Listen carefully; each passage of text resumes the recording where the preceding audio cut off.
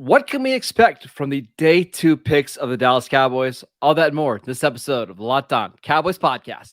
You are Locked On Cowboys, your Locked daily Dallas Cowboys podcast. Part of the Locked On Podcast Network, your team every day. Locked on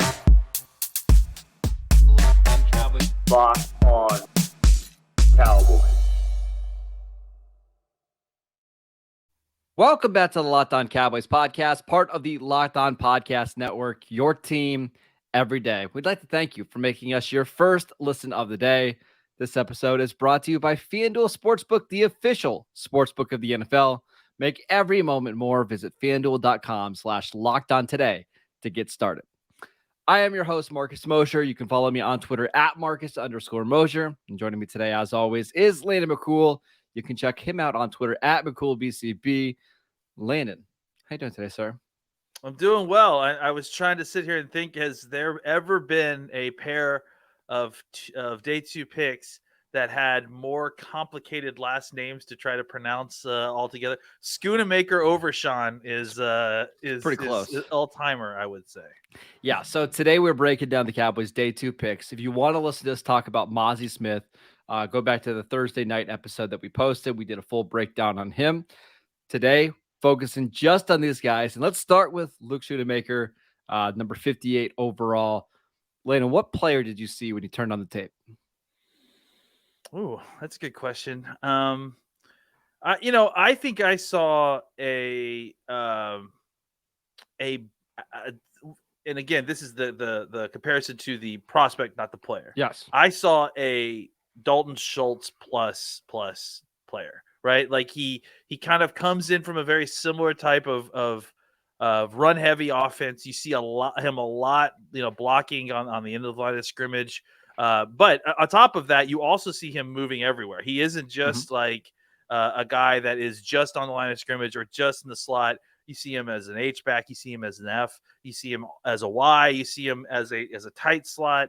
And I think the thing that really kind of stuck out to me is, two things. He gets off the line very well. Yes. And that's he explodes off the line of scrimmage. And that's what I really like to pay attention to with tight ends. I mean, that's goes back to Witten, who I feel like even when he was old could get off the line very, very well. And then I think the thing that really kind of stuck out to me, and this is just about his receiving, is how well he snaps off his routes. Like he really does have start-stop ability that you don't really see from these bigger, taller tight ends.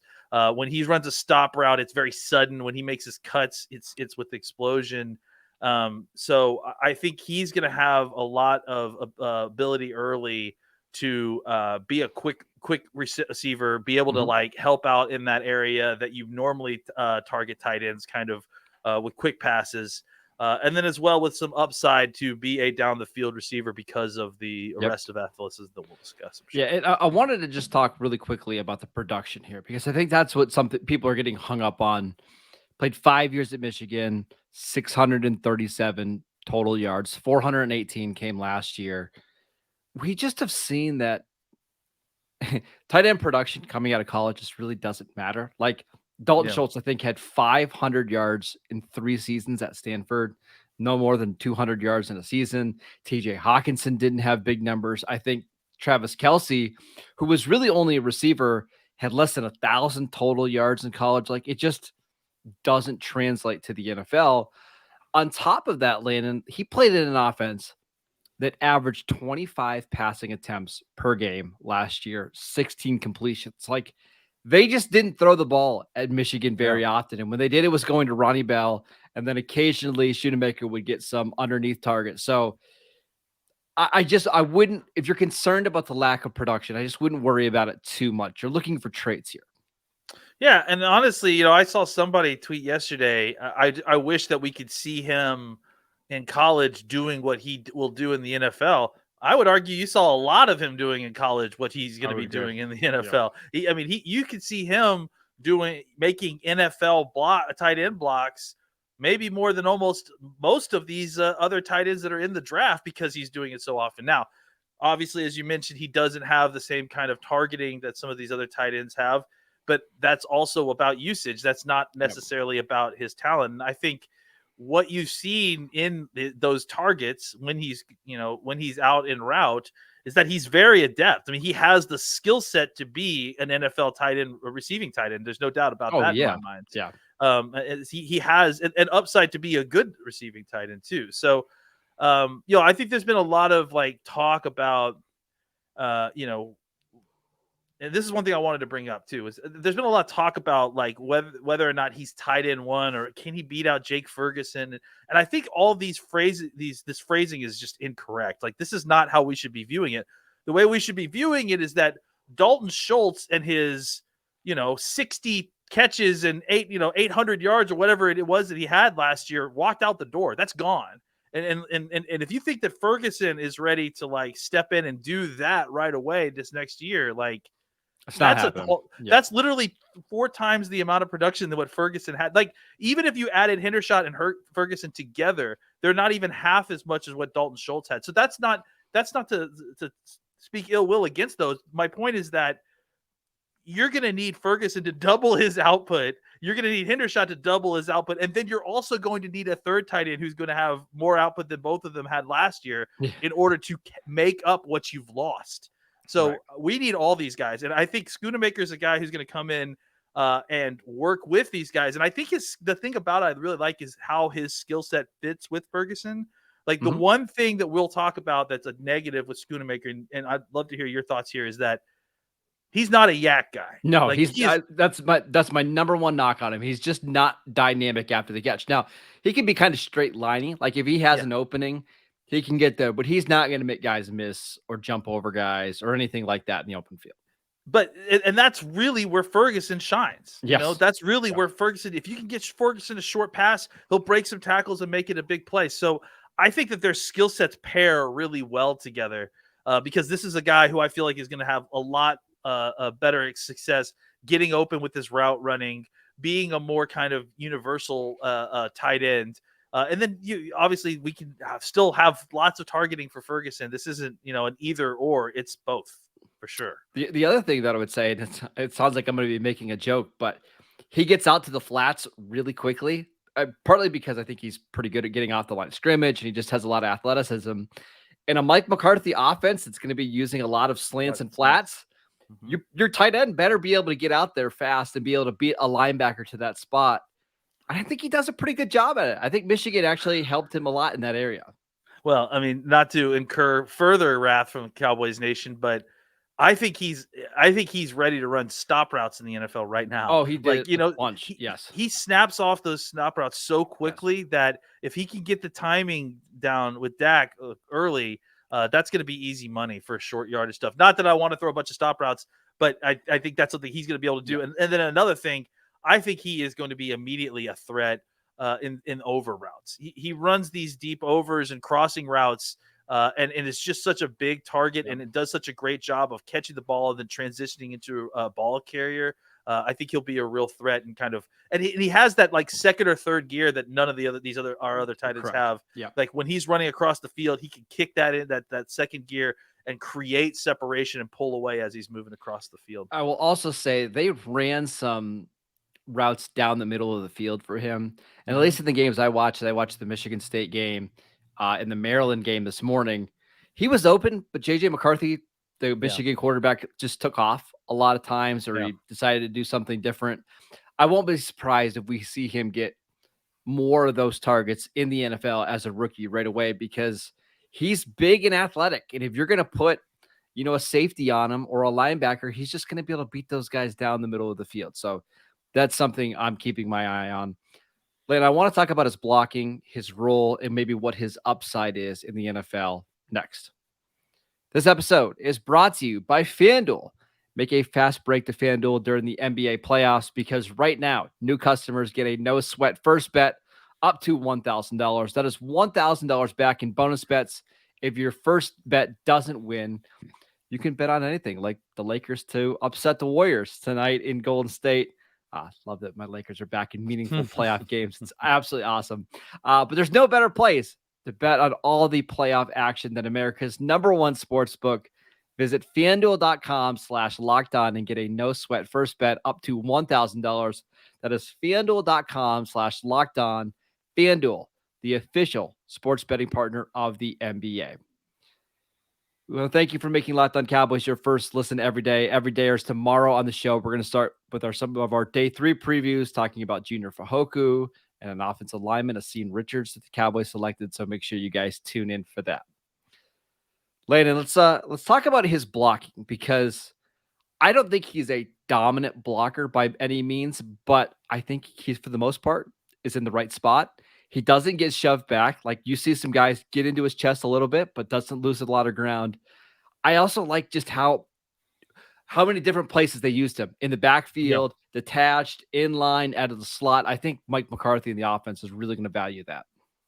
Yeah, I mean, I think that's the thing about blocking in general, is that it's not a monolith, right? Like, stock blocking is different than blocking on the line of scrimmage. This is different than sealing off. This is different than, trying to, backside cut off a defensive end. These are all very different techniques that are used. And the good thing about him is that because of the versatility that he was deployed in, what you lose in maybe opportunity to see him as a receiver, you gain in an opportunity to see him as a blocker in a whole bunch of different ways, right? In the variety, like we just mentioned, all the different positions that he plays, all the different techniques he has to use. And look, you're right. I mean, I can't remember the last time I saw a dominant tight end blocker that came out of college, honestly. Most of these guys, most of these guys, you're hoping that they can hold their own. They can get in the way enough to not, prevent the play from happening. And he can do all of that. He can be, I think he could be close to what you got in Dalton Schultz pretty soon, and then get better from there, right?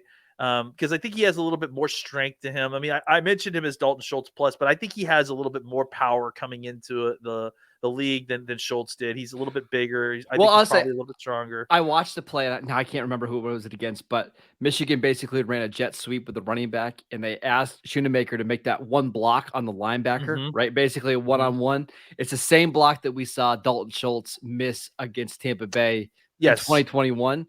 Yeah. Schoonmaker made it with ease, like didn't even sweat about it. That's where I think he could potentially be a better blocker than Schultz right away.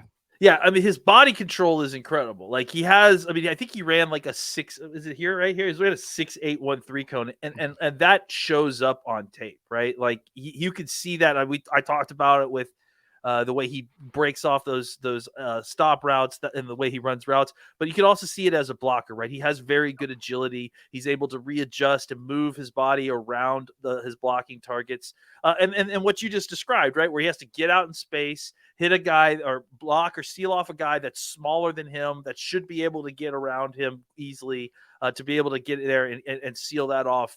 That takes a lot of athleticism. So that he can do that. That he can hopefully at least understand. That he at least understands and can execute the proper footwork on all the different techniques that you're going to ask him to do as a blocker. I think the question becomes like, how powerful is he? Is he more than just a get in the way guy? Can he be someone that eventually, as a Y tight end, could actually move people off the ball? Or is he always just going to be kind of your, typical tight end, seal them off, just make sure that the ball gets past you before you let them go, sort of blocker? My comp for him after watching his tape pre-draft was actually Foster Moreau, who coming out of LSU didn't have a lot of receiving production, but was an incredible athlete with the versatility to kind of block in a lot of different spots. And I think this is a very similar type of player. And Moreau in Las Vegas the last couple of years has been super valuable. I'm kind of expecting that same caliber of player. And honestly, if that's what the Cowboys get at 58, I'd be more than happy with it. Yeah, I think that's a fair comparison. I think the Cowboys fans are going to be thrilled about this guy. It just takes a little bit more looking to kind of get excited about him, but the upside here is tremendous, and the tape shows you a guy that doesn't look like he has far to go to be a very valuable piece of the team. Overall, I'm pretty excited about this pick. Like, seriously, it might have been a little bit of a reach. Like, ideally, you'd like to get this guy in the 3rd round, but with the way the tight end run was going, there's just no way that you were going to. He's too good of a player to get to 90. You maybe reached a tad at 58, but what does it matter? You're going to get a functional tight end that's going to help you right away. So I think you and I are both on board. with Schoonmaker. Let's talk about the 3rd round pick at pick number 90, DeMarvion Overshown from Texas. This one's really interesting, Landon. I'm excited to hear your thoughts. Yeah, this is very interesting. I mean, it's, this is the kind of player that you're trusting your coaching staff here, right? Because you watch him on tape and you see a guy, it's interesting.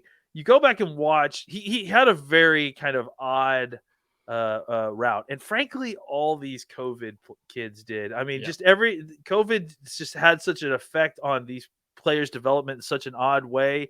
It's interesting to see how it kind of plays out.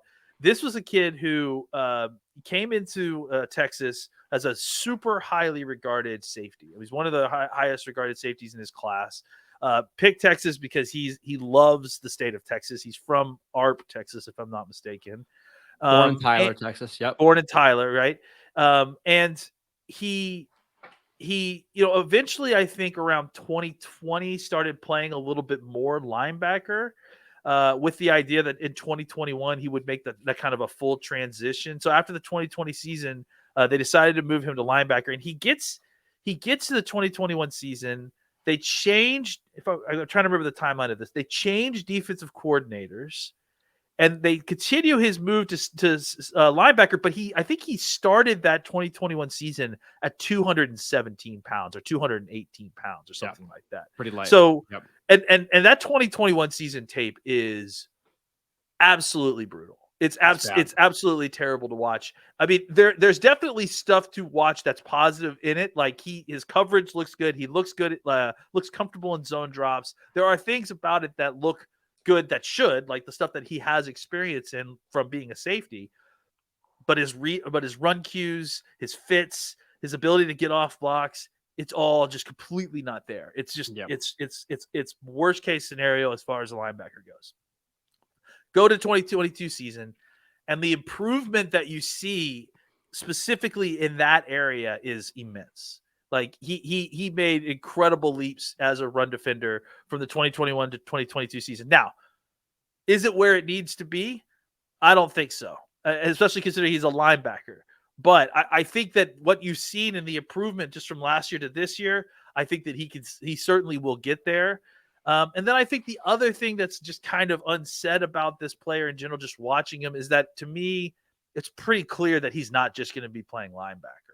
Like, I think that they clearly will move him around a little bit to kind of accentuate his skill set.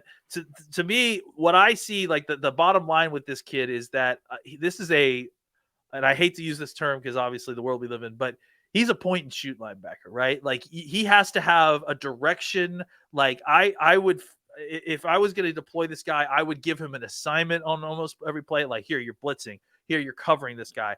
Where I think he still is struggling as a linebacker is that his instincts and his ability to pick up the cues in the run game are just not as developed as he is as those same sort of reactive elements as a zone defender, let's say, right? It's just he just needs time, and maybe it's not even time. Maybe he just doesn't have those kind of instincts.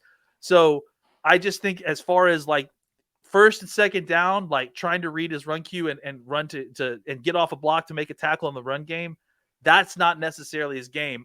I would say that you can deploy him in a whole bunch of different ways, but that's where I feel like his weakness lies. Yeah, he's not really like a read and react linebacker. Yes. To me, the best football that I saw him play when he was coming downhill attacking. Like when he's blitzing in like the A gaps, he's awesome because he could just use his athleticism, and he's got a pretty good feel for that. Man, there's some times where he flies to the quarterback and he hits the arm of the quarterback and the ball goes up in the air, or he chases the quarterback out of the pocket. Like that kind of stuff is really, really fun. And you could see how in an aggressive defense, how that's going to be valuable. But if you're asking him to drop back in coverage and to make reads and to fill gaps, like I think at least right now, I think he's going to struggle in that area of the game in the same way that like some of these other athletic linebackers over the last couple of years, Isaiah Simmons, Patrick Queen, they've all struggled to do that same type of stuff. When I watched him, I couldn't stop thinking about young Donovan Wilson. Sure. Right? Because he's he's flying around at 100 miles an hour and he's disruptive. And sometimes he blows up the whole play and it's an absolute disaster for an offense and you're cheering. Sometimes he blows up the whole play for the defense and it's an absolute disaster for them, right? He doesn't make the tackle and the guy gets loose for 20 yards or he doesn't see the misdirection and he runs two full steps the wrong direction before trying to course correct. So I think, and not that he is that same player, because obviously this is a linebacker. There is some weight difference, about 25 pounds between these two players. But as far as the sense of, man, I see it. Like I didn't see it at first, but after watching him a little bit more last night, I see what the coaches see. Like I can see how you deploy this guy, and he's an absolute wrecking ball to offensive schemes. But I have concerns about him being exploited, much as you saw with Donovan Wilson early in his career, where he was just chaos on the field, both positive and negative at times. All right, let's talk about what his role is going to be on the roster this season and beyond next. All right, we are back talking about DeMarvion Overshown, the Cowboys' 3rd-round pick from Texas. Landon, let's talk about where he kind of stacks up on the depth chart, because he's behind Leighton Vander Esch, who just signed a 2-year contract extension. He's going to be behind Damone Clark, who has 3 years left on his rookie contract. But after that, that's where it opens up. There's Jabril Cox, who the Cowboys spent a 4th-round pick on. We're going into year 3. There's Devin Harper, who the Cowboys drafted last year. How do you think he kind of fits into this linebacker rotation? Well, I mean, I have to think that it's a competition with Jabril Cox, but I think he kind of has such different players, though. Yeah, I mean, they certainly are. But it's not so much. Look, it's not so much about the depth chart; it's about the game day roster, right? Sure. Because I think that's where Overshown is going to be able to really have an advantage over Cox, because I think that Overshown comes in and he could be your linebacker 3 or 4. He could also be your safety 3 or 4. I mean, maybe you don't want, like, if Hooker gets hurt, you don't want him to go back and play free safety. But if Donovan Wilson or Kearse gets hurt, I could easily see Overshown as being one of the guys who kind of steps in to take some of the snaps of that role in certain defenses, right? So I don't know that I would put him in the safety depth chart necessarily, but in the sense that of how you deploy Donovan Wilson and how you deploy Deron Kearse, like, this is a guy who can kind of step in and play some of those roles and still allow you to deploy those defenses, even if there's an injury. So I think his role, obviously special teams will be a huge part of it, backup linebacker, but I also think that this is the kind of Hunter Lipke of the defense in this sort of situation where he's a guy that you roster because he can cover you on the back end of the depth charts for a couple of different positions in specific roles where he has talents. Listen, as somebody who loved Jabril Cox coming out of LSU, I've really learned that you can't make plays on defense if you're not active on game day, right? Yeah. And Jabril Cox doesn't really play special teams, or he hasn't to date, right? Overshown can. He has 472 career special team snaps. And listen, we have to remember the Cowboys lost Luke Gifford in free agency. And I know it doesn't feel like a big loss, but Luke Gifford was one of the guys that played on almost every single special teams unit. So if Overshown can grab that role and kind of work himself into the 3rd or 4th linebacker spot, he could have value. The other thing I would say is the 3rd linebacker in Dallas has to play a lot more special team snaps than typically your 3rd linebacker, because the Cowboys play fewer linebacker snaps than any other team in the league. I saw the numbers a couple days ago. They were like at the very tippy top of 2 or fewer linebackers on the field at the same time, because they're going to use Donovan Wilson as a linebacker. They're going to use Deron Kearse or Israel Mukuamu. So your 3rd linebacker has to be a core special teams guy. You mentioned the other name I wanted to bring up, right? Is Izzy. And I think that this is an interesting conversation, because what this allows you to do is, if you wanted to say play more Izzy in the slot, right? This would allow you to kind of have another different backup plan in case something goes wrong with Donovan Wilson and Kearse, because right now Izzy Mukuamu is the backup there, right? I mean, obviously Hooker can come down and play some of that stuff, But I think that, Izzy's the other guy that has like kind of similar size, and maybe also that also opens up the door for people like, some of the developmental people like Tyler Coyle to come up and take Marquise that Bell spot as well. Yeah. Marquise Bell. So I think, what they're trying to do is find redundancies for some of these roles. They're codifying these guys as, in these kind of deployments that they have, and then trying to find backups for these guys. And I think it's smart to do so using linebackers who can also fit kind of a role there, because just frankly, as you mentioned, the Cowboys don't deploy true linebackers at the rate that the rest of the NFL does. Last thing before we go, of these two players, which one do you expect to play more total snaps, offense, defense, and special teams this season?